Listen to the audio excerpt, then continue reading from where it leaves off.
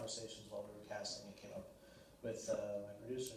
She made the comment, she's like, boy, this really feels like a Japanese kind of a story. Aha, so the producer, is a she, the producer? Yeah, one of the, okay. one of the producers is she. And I thought, oh, that's interesting. And,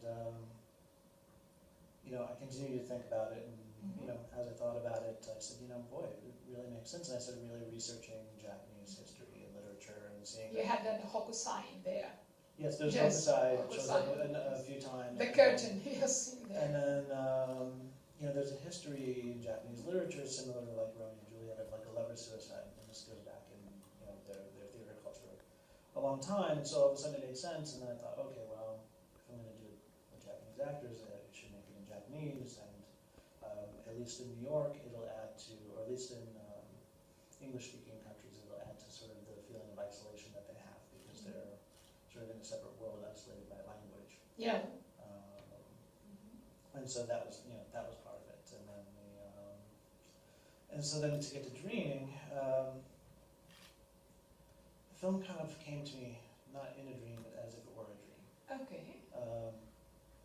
This my process for writing is often to like have sort of an image, and to try to describe the image in my head and stick with it, and keep the image alive, and nicely and just kindly just keep running with it. And so when I first wrote it, I had this image in my head and a few words that came with it.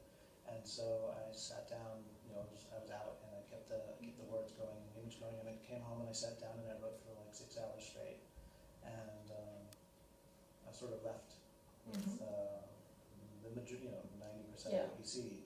And then I felt like I was left sort of hanging, and then, you know, I decided to kind of shoot anyhow, and we figured out as we went along, and I sort of discovered the ending while we were doing post. And it's like that you discovered the ending, yes. Yeah, it kind of came to me in like the last week.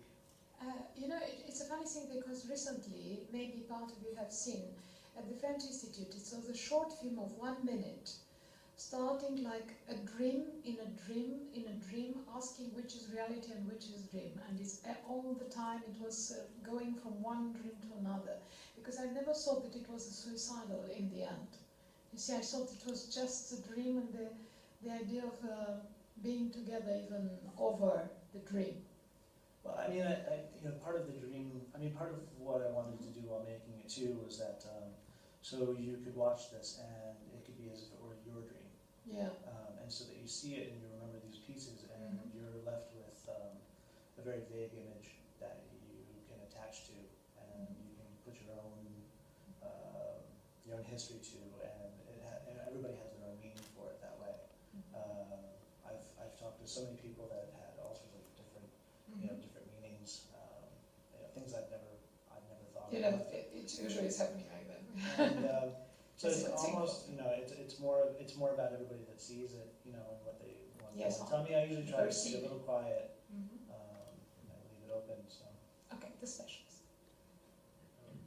I'm not a specialist. just opinions. O să vorbesc în românește? Dacă vrei în englezește, mai sigur, dar cum vrei. Voi vorbi totuși română. Ok, eu am văzut prima oară filmul azi dimineață. So this morning he saw the film for the first time. Și his coffee. m-am cam întors pe dos, trebuie să spun. Must admit that it was something quite Upsetting. Yes, upsetting, yes. Troubled him, to tell the truth. He troubled him a lot, yes.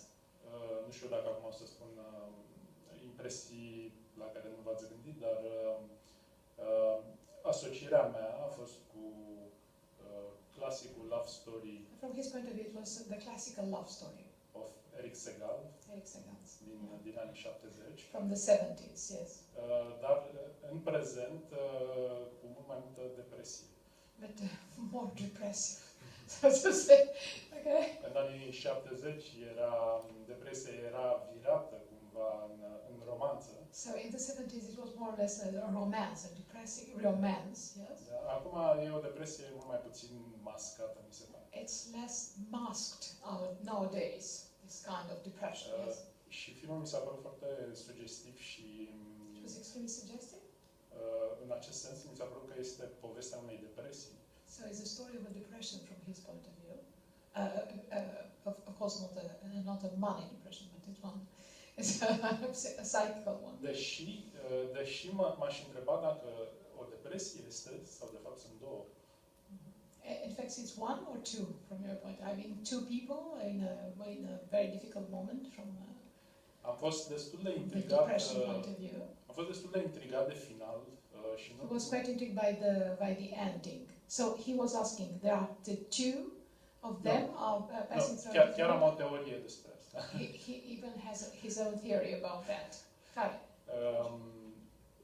Și am fost destul de intrigat de final, pe care nu l-am înțeles foarte bine de la început. He didn't get the ending at the very beginning. Dar apoi mi s-a părut că totul face sens. And after that he discovered that everything makes sense. Mai mult sau mai puțin, tocmai prin prisma finalului. Especially thanks to the ending. Este tot timpul o ambiguitate în film. Because it's a lot of ambiguity in the film. N-am înțeles inițial de ce ea este după acel twist, acea turnură foarte tulburătoare în care se sinucide împreună, dar ea scapă. He didn't get at the very beginning why they committed suicide together, but she. Asta am înțeles. Asta a fost tulburător. Deci ce n-ai înțeles? Nu am înțeles de ce ea era înapoi pe plajă. N-am înțeles acest final. Deci era moartă pe plajă. Nu era moartă. Eu am văzut-o moartă. Okay, well. So it's fine because I've seen her at the end. I've seen her as dead on the beach, and he said that she was alive on the beach. How was it? Și m-am gândit dacă de fapt este invers. What if it's vice versa? Și de fapt cel depresiv, așa the cum depressive one este el. Is a he in the film, yes. Așa cum de altfel găsim motive în film, de pildă scena inițială. Because there are reasons in here, especially for the beginning, for the first moment of the film. Și dacă ea, să zicem, nu știu dacă așa este, And what if își face doliul. she's just in a period of mourning După after his death. Până la urmă aș prefera nici eu să nu decid nici eu care este. Mi se pare că eu nu știu care depresia celuilalt este. In the end, he would like much more not to know exactly what it is. Which one in which depression? Yes, whose depression was, yes. But okay, was she alive or not? I suppose she's still alive. The actress is still alive, so I was at least for that point of view. Right? Okay. I mean, the best answer I can give is that, again, I think my process, at least right now, is something sort of I'm working through in my own psychology. And so I'm still here. Now, these characters populate my psyche, right? And so both of these characters, it's tough to say, you know, it's been a couple of years going through, but whether these characters sort of are still alive